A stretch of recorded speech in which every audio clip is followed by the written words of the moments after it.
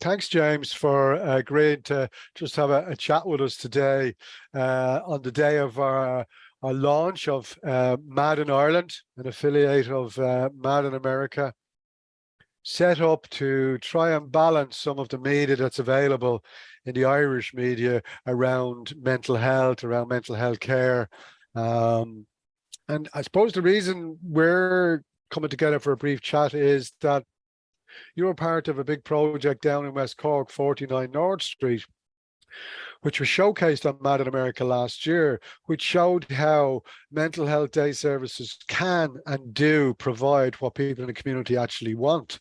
And we'll see on this website that's been reshown again. So we're not going to necessarily talk too much about what North Street is about, and there's a paper there that we wrote that it's linked to. But I suppose what I wanted to talk to you about is, are you still involved in North Street, and what's been going on since then? I am at the moment. I see myself as kind of an advocate, for people in recovery in mental health through the music and the arts, because, we had big crowds coming in, and they were all enjoying themselves, opening up. There were family of people that were in institutions and asylums and like that. We look at it amongst ourselves who started off and were told it's an organic process, it organically came together. We had no plans really, but when we started linking things just happened, things were happening in a manner that we were going so fast. We had to just keep on building on them. But I during the lockdown, I went to a place called the Toca Music Project, and I produced 4 songs there. And wrote 4 songs, and I did that with instruments. And I'll be still going back to North Street now this year, hopefully, to make 12 and 4 strings on vinyl of them songs. That's where I'm connected at the moment. Okay, so still very much alive and well with North Street, and the music is still going strong. The Rogues are going strong, and that connection is still there. It's great to see after it wasn't just a kind of a once-off thing. One of the things you said to me before, and you might just talk a bit more about it, you said that, the reason North Street might have worked is because they gave people what they asked for. I mean, because North Street is a health services executive, so it's one of our statutory health services, which normally a lot of people give out about that they don't necessarily work and they don't necessarily fit with what people want or need. So how come that worked in 49?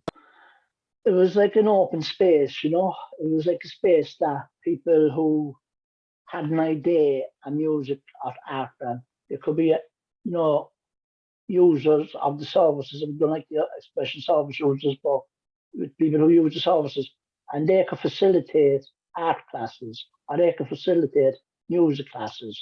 There hadn't always to be an official member from the health sector. Okay. There for it. That's one way it happened. Yeah. They could go down with the key, put the key in the door, they set up, people would arrive, people would enjoy it. There was no, there was no actual trouble there. We never had trouble any time there. So anybody from the community, anybody involved in 49 could facilitate or could open up, or that it wasn't kind of like a hierarchy. Is that what you're saying? Yeah, it's like, if they came up with an idea and we thought, yeah, that's a good idea. We'd have farm meetings as well, and I get involved in the farm meetings. Okay. And like that, I've been involved in farm meetings, and we talk and discuss what's going to go on over the next couple of weeks or months in North Street. Okay. There was also an open door film, and we got awards for that in Scotland, Scottish Mental Health. That's right, yeah. Awards. I was over there for that, and they gave us the award on my birthday. A long weekend. It was the only long weekend for my birthday I ever got out. That was brilliant. You were brought to Scotland. I was. Brilliant. I was delighted. Yeah. No, excellent, and well deserved that award, and obviously people can see that film on the article that's showcased alongside this. So I'm just still trying to get my head around this, and I think it's, we're purposely having this chat and we're purposely showing that article because a lot of what Mad in Ireland about is showing alternatives, because there's not enough alternatives there, and people are struggling in the recovery, and this is a really good example of an actual official public service that's able to do what needs to be done. So what's the magic? So you did stuff together, you gave people what they needed. Exactly. We went along with each other. I had an idea, someone joined me, and someone else had an idea, and we joined them. And through ideas of sitting down and talking and things like that, we started getting people like, famous singers, famous poets, an Irish lesson class there once a week, things that people were interested in. And it was like, as I said, it's like an organic, it's like it just kept on slotting into place, because we just kept on taking things on board, and like that, when we taking things on board, they were from people who were who was out of hospital, things like that. Some of them, and they never had the actual chance to actually get what they wanted done.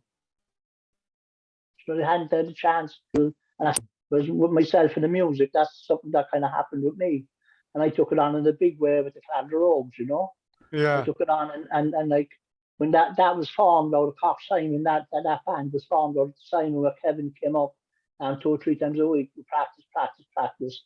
We done a concert in the Triskel backing up a poet, and then we could produce an EP, a CD, and then we got that brought out. And is that the Cork Simon community, the homeless service? It is. So my life basically was hospital, homelessness, prison, and prison, homelessness, hospital. So my life evolved around them. And like where I am now, I'm living independently the past 8 years, and I have a son 9. So like, these things happen because I was given a chance. Yeah. I was given a chance to speak and have my word out there. And like that. There's a film being brought out by Bob Marley and Rita Marley's daughter, Sadilia. I think her name's Sadilia, but she introduces it, and it's basically on my life story, back through how my recovery and bits and pieces of my life. There's a lot more that haven't come out. Yeah. Like that. This is a nearly 20-30 minutes short film on my life story, and I'm talking, and other people are talking about me and things like that. Oh, looking forward to seeing that. Yeah, it's brilliant. That was brought about with North Street as well. Cool. Okay, so it's actually a woman from RTE that does. Oh, okay. She's a reporter for RTE that put it together. Okay. Yeah. Okay, so we'll get that on Mad in Ireland as well when it comes around. But the thing that's coming through for me, even as I'm kind of listening to you, the center of stuff that happened in 49 are the people. So even the stuff that you've been talking about, you've been doing since, the film is about you. The stuff you're doing for Tougher is about the music, and it's about more music. So it seems to be creating this place of transformation. Now, I know we talked about alchemy and all that, but it seems there's something about it that transforms. What is it? I'm trying to get at the magic that transforms. It's the life that's brought into the place. It's the life and the movement and the actual creation that people are bringing in.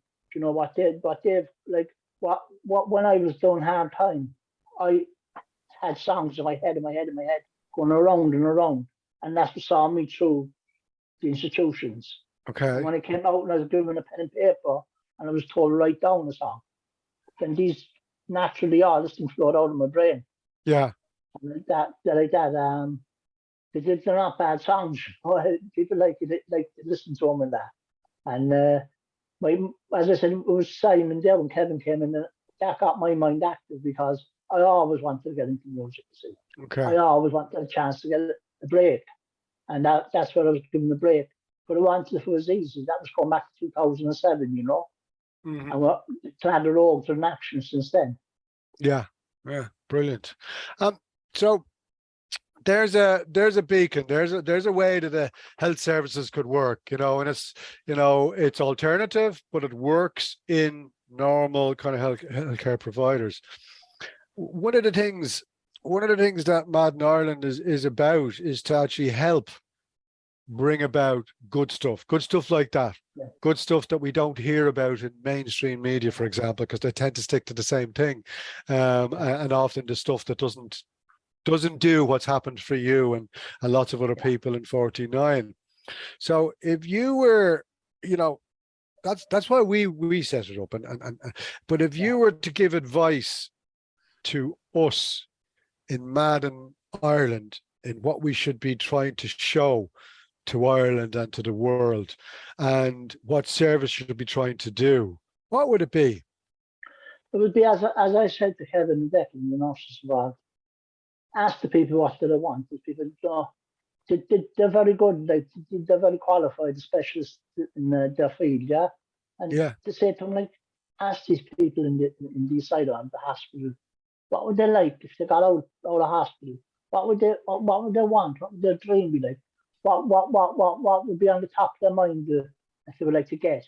Like some family would want a car, something. Like if they're given the chance, then to be given the chance is a big thing. If they're actually left pursue what you want and pursue your dreams, because like years upon years behind walls it can block your dreams, you know, when you were young or whatever. And then we could sit down, like over the end of the lockdown, we had a creative writing class. I was doing that online, and then I went down to North Street where I was sitting down, and we were actually doing the creative writing. But we were also on Zoom online, Zoom online. For both. And, and then we went down there for a presentation up before it, and I introduced two of my songs, which I'd done in Token Music Project. I produced them. I went to Token Music Project to try to learn music, how to play music, guitars, drums, and like that. But I can't pick it up. You see, I'm no good at it. I can sing trad, but like put a tune behind me, and me and Kevin sit down. We can write songs. Yeah. Then you're a front man. Yeah. A writer and a front man. Yeah. And like that, Kevin would get the C minors and all these, but I often went them with a song, you know, and he said, you can't do that. I says, why not? Like, and it's not possible with music to do that. Okay. And then we shortened it down. It's like the song I had, Sweet Little River. There was 15 verses in it. So my start was My Sweet Little River. My Sweet Little River. This you can't have that. Can't get a note. And then I went Sweet Little River. It's about the River Lee here in Cork. Yeah. Going on bad at the Cove. Yeah. The Lee, you know. And so the city.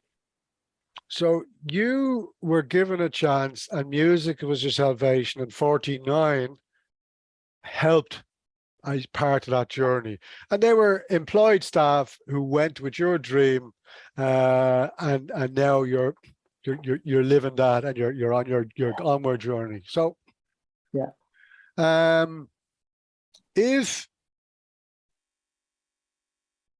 if I'm a service, and not just a health service executive, anything like that, if I'm somebody who wants to provide or help people with mental health problems, or an organization, as well as asking people what they need or what they want, what else should I be, or should the organization be? It should be taken into consideration what conditions these people are kept in, you know. Okay. Like, you could go up to someone with a cup of tea and ask their life. They just love a cup of tea and a cigarette. And I was like that for the majority of my life. A cup of tea and a cigarette. Yeah. A woman said to me years back, she said, if you were offered £1 million or a cup of tea and a cigarette, you take a cup of tea and a cigarette. Yeah. You know? And that's the way it was put to me. So it's like, you know, it's a breaking down the barriers. You know, you break down the barriers between who's coming in and using the services, what's their idea. Like, it's not, you don't have to go for an interview or anything to go into North Street.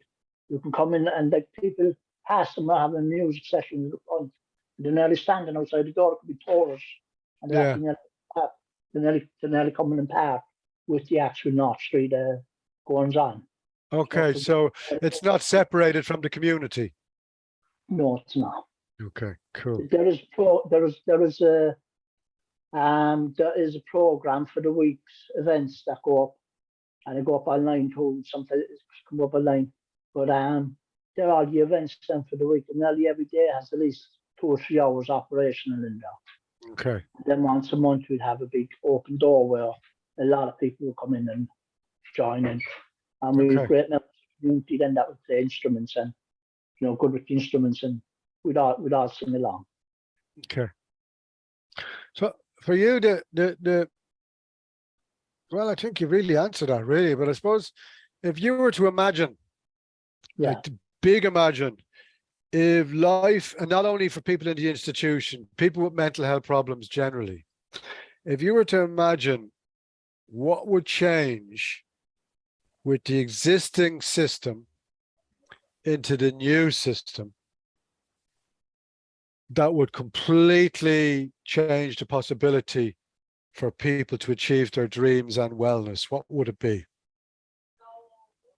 So like if you went into a doctor and the doctor said, "How are you feeling today?" and stuff, yeah, I'm going to adjust your tablets here. And if it was outside that, you're going to someone and saying, "What's happening? What would you like to do? Would you like to go swimming? Would you like to go playing basketball?" And you're given options of what you might like to do. And then through the options, you might decide, "Yeah, I'd like to go swimming at some stage, not today, but maybe next week." I remember even being brought out of a lockup unit and down to a swimming pool where we were playing water polo with the balls. And we came on the way back, we stopped off at the restaurant. We're all sitting down outside the restaurant, and that was actually from the lockup unit. Okay. Yeah. So that was the start of progress, that I see progress. That was the beginning. Yeah. It was when I see progress like that happening, and I'm thinking to myself, God, are they really going to change it? It's not going to be like it was years ago. There's going to be some hope for me, some hope for other people. Yeah. As I say, like, I'm an advocate for people who are recovering from mental health through music and the arts. It's good to see that, like, for yourself, you have hope and continue to have hope from the experience, but also for others and with your advocacy. And like for you, you have your music, and if it's for other people, if they get in some form, because everything you've said here today is actually, to me, sounds cheaper than what people are getting already that they don't necessarily want. So that it means you can do it. You can do it. No, listen, I'm really delighted to just have the chance to catch up and just to kind of touch base and to kind of make that link back to something that was already shown, that we're showing again today, and just to kind of show that this wasn't a kind of a flash in the ocean. This is still here, it's still happening, and you're right up there in front, still happening as well. And it's great to talk to you again, James, and hopefully the next time we catch up in person. James. Thanks, Leon. It's a pleasure. Thanks very much.